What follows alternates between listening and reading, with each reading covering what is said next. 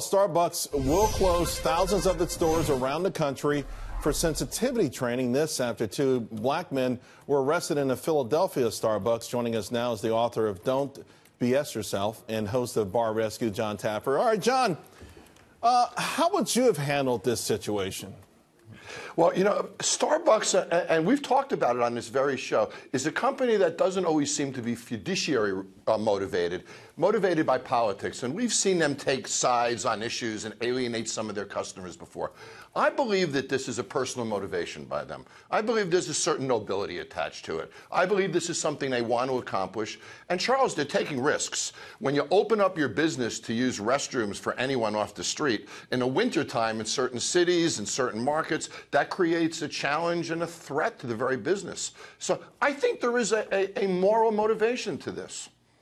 So, you know, Jon, one of my things is obviously we know businesses can do what they want, but I feel like Starbucks boxed themselves in as one of the leaders of the so-called conscious capitalist movement, where they, it's more or less sort of always pointing their fingers at other businesses. You're motivated by profits. You should be motivated by the stakeholders, not shareholders. And I feel like Howard Schultz in particular boxed himself into this and into almost a no-win situation.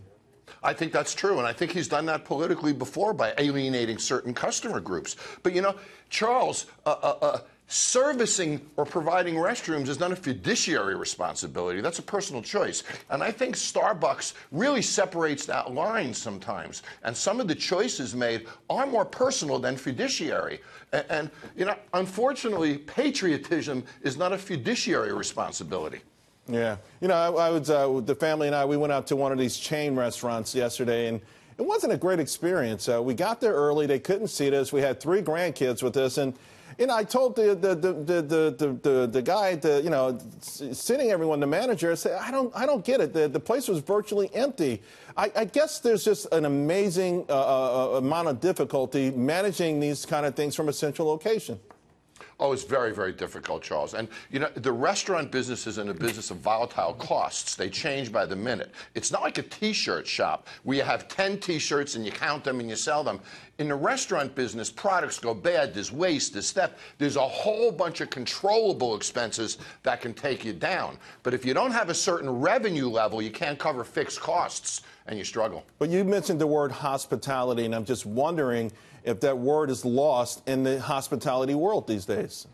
Well, you know, I'm sitting here in what I believe is the hospitality capital of the world, Las Vegas, and hospitality isn't lost. It's not delivered to the level it used to be, and some of that is labor issues and training issues. But, you know, those who want to deliver hospitality do it every day.